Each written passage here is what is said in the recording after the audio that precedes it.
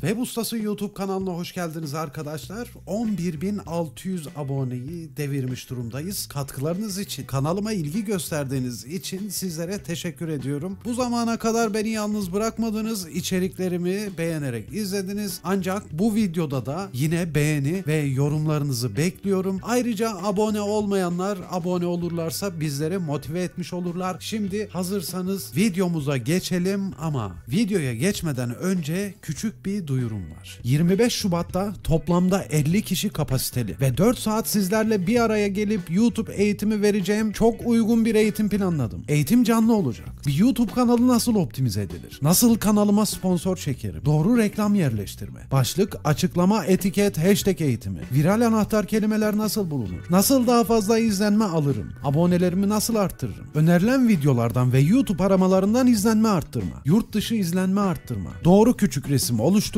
analitik verilerini okuma ve daha fazla aklınızı alacak bilgiyle siz de tam donanımlı şekilde YouTube kanalınızı sıfırdan oluşturabileceksiniz. Detaylar açıklamadaki Telegram kanalında. Şimdi hazırsanız videomuza geçelim.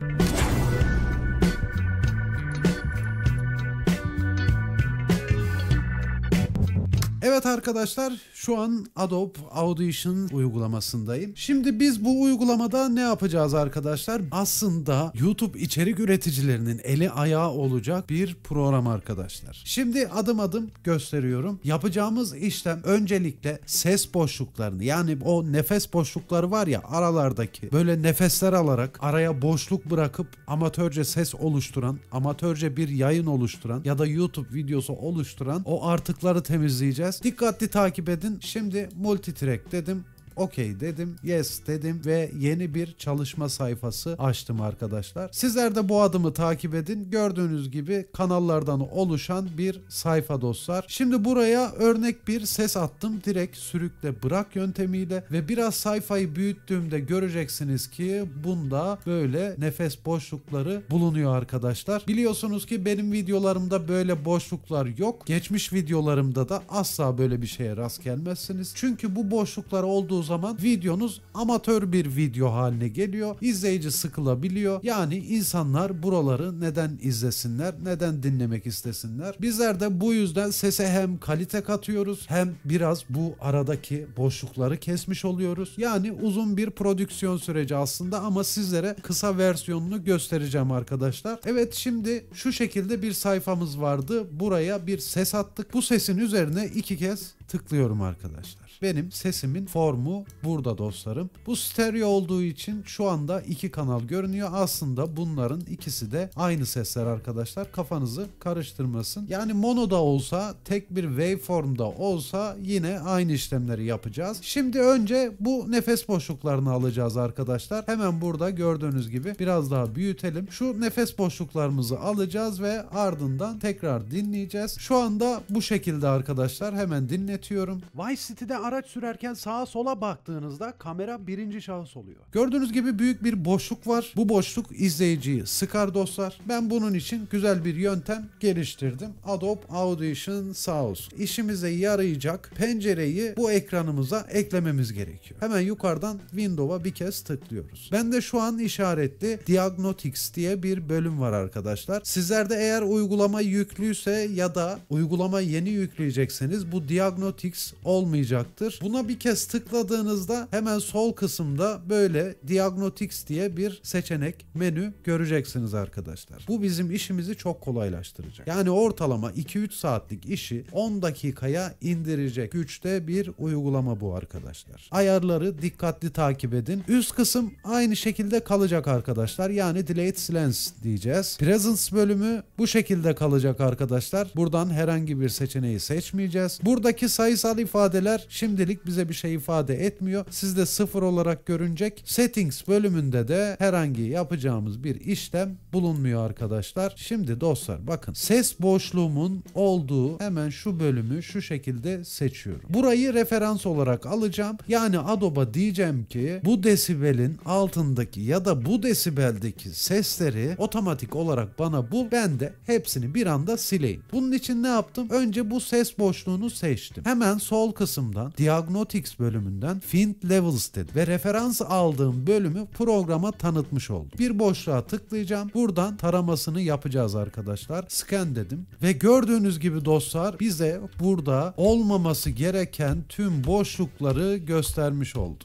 Şimdi siz ne yapabilirsiniz? Ben kısa bir ses seçtim. Siz dilerseniz buradan tek tek bu boşlukların, yani hemen şurada gösterdiğim boşlukları teker teker de silebilirsiniz. Yani belki olmasını istediğiniz bir boşluktur. Tek tek silebilirsiniz. Dilerseniz de toplu olarak Ctrl A'ya tıklayıp tümünü hemen bu şekilde seçip sağ tıklayıp Delete All diyerek tümünü silebilirsiniz. Gördüğünüz gibi arkadaşlar burada bu işlemi 1-2 kez tekrar ettiğinizde sesimdeki tüm boşlukları, olmaması gereken yerleri silecektir. Aslında burayı bıraktığı iyi oldu. Tekrardan yapalım, pekiştirelim. Şimdi en başa dönüyorum. Buradaki nefes boşluğunu mouse'umun sol butonuyla tarayarak seçiyorum. Find Levels diyorum ve burayı referans olarak alıyorum arkadaşlar. Şimdi tekrar scan dedim ve nefes boşluklarım gördüğünüz gibi kalanlar burada belirdi dostlar. Dediğim gibi ne yapabilirsiniz? Dilerseniz hemen mouse'la ya da ok tuşlarıyla bu boşlukların arasında gezinebilir ve tek tek delete diyerek silebilirsiniz. Ya da bu penceredeyken Ctrl A'ya tıklarsınız, sağa tıklarsınız, delete all dersiniz ve tüm nefes boşluklarını silmiş olursunuz arkadaşlar. Ve şu anda neredeyse hiç nefes boşluğu kalmadı arkadaşlar. Bunu uzun seslerde, yani 15-20 dakikalık, 30 dakikalık seslerde 2-3 kez yaptığınızda 3-4 dakika içerisinde tüm sesinizi otomatik olarak bu boşluklardan arındırmış olursunuz. Hemen bir dinleyelim, isterseniz aradaki farkı görün. Vice City'de araç sürerken sağa sola baktığınızda kamera birinci şahıs oluyor ve etrafı yakından görebiliyoruz. San Andreas'ta durum farksız. Yine bakış açımız birinci şahıs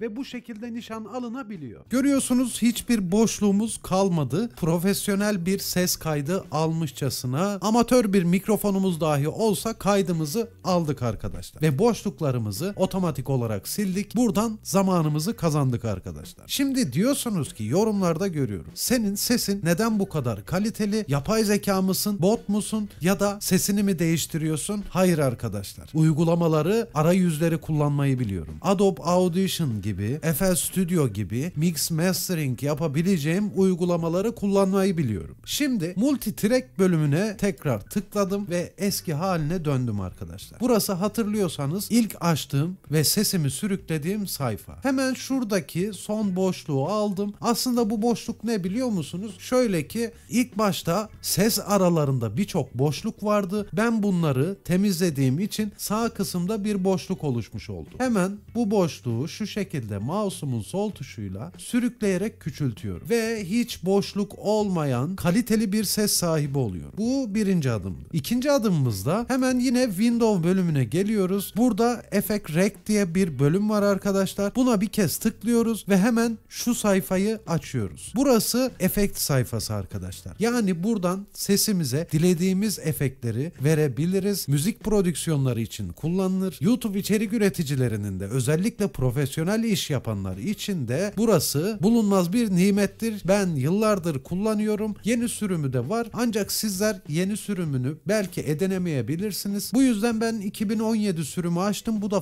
fazla işinizi görecektir. Şimdi Effect Rec bölümünde hemen şurada oklar var arkadaşlar. Ancak öncesinde dikkat etmeniz gereken bu sese efekt uygulamanız için bu sesin bulunduğu kanala bir kez tıklamanız gerekiyor. Yani hemen şu ses formuna bir kez tıklamanız yeterli. Şimdi tıkladım. Hemen burada efekt sayfamızda şurada bir ok var arkadaşlar. İlk sırada buna bir kez tıkladım. Special bölümüne tıkladım. Mastering diye bir bölüm var. Buna da tıkladım ve üst kısımdan Make Room for Vocals'i seçiyorum. Arkadaşlar bu efekt vokallerinize, yani burada aldığınız ses kayıtlarına stüdyo kalitesi verecek. Sesi biraz toklaştıracaktır. Çok fazla teknik bilgiye girmeyeceğim arkadaşlar. Biraz kompresör verecektir ve sesinizi stüdyo mikrofonundan kayıt almışçasına kaliteli ve tok bir hale getirecektir. Unutmayın, Make Room for Vocals. Buradaki ayarlarla oynamanıza gerek yok. Ancak tokluk seviyesini biraz daha yükseltmek isterseniz 4.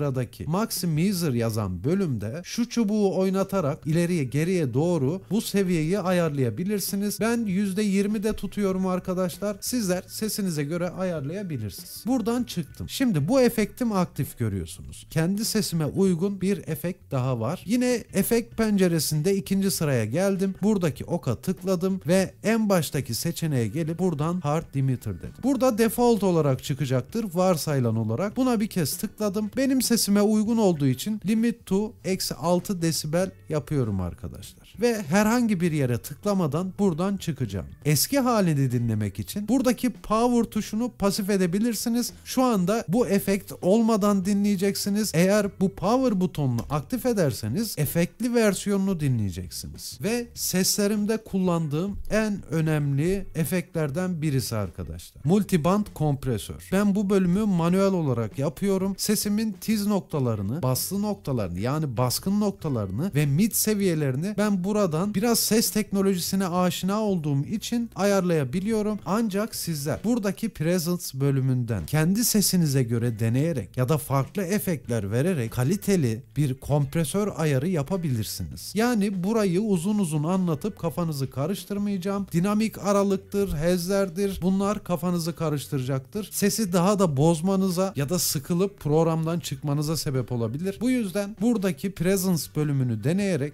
istediğiniz özellikleri elde edebilirsiniz. Şimdilik bunu kapatıyorum arkadaşlar. Şimdi eski sesimizi ve elde ettiğimiz yeni sesi bir karşılaştıralım. Öncelikle tabii ki bu sesimizi kaydetmemiz gerekli arkadaşlar. Ne yapıyorum? Hemen bu kanal seçiliyken File diyorum. Buradan Export diyorum. Multitrack Mixdown diyorum ve Selected Clips diyorum. Ardından hemen burada ben bu formatta kaydediyorum arkadaşlar. Sesin en kaliteli hali budur. Yani okunuşuyla WAV formatıdır arkadaşlar. Burayı WAV olarak uyguluyorum. Boyutu yüksektir ancak sesi en kaliteli haliyle duymanızı, izleyicilerin duymasını sağlar. Bu location bölümünde çalışmanızı kaydedeceğiniz yeri belirliyorsunuz. Format bölümünde ise eğer burayı WAV olarak değil de MP3 olarak ya da başka formatta görürseniz buradaki seçeneklerden WAV olanı yani Wave PCM yazanı seçerek sesi en kaliteli haliyle alabilirsiniz. Ben burayı 48.000 ve 32 bit yaptım arkadaşlar ve sesi değiştiriyorum. Ne olsun? YouTube ses olsun. Ardından OK diyerek çalışmamı kaydediyorum arkadaşlar. Şimdi sesleri bir karşılaştıralım. İlk sürüklediğim yani şu andaki ses ilk kayıt aldığım yalın ses arkadaşlar. Görüyorsunuz aralarda boşluklar, nefes boşlukları ve hiçbir efekt yok. Şimdi en son düzenlediğimiz haliyle dinleyeceğiz. Şimdi şu sesi kapatacağım. Eski halini bir dinleyin. Vice City'de araç sürerken sağa sola baktığınızda kamera birinci şahıs oluyor. Şimdi ikinci sesi dinleteceğim arkadaşlar. Yani düzenlediğimiz, boşluklara aldığımız sesi. Vice City'de araç sürerken sağa sola baktığınızda kamera birinci şahıs oluyor. Evet arkadaşlar, bunun ileri seviyesine de geçeceğiz. Merak etmeyin, bu başlangıç seviyesinde ya da orta düzeyde ses kaydı alan arkadaşlar için basit çözümlerdi. Bu programların sırlarını sizlere anlatıyor olacağım. Web Ustası kanalından sevgiler, saygılar arkadaşlar.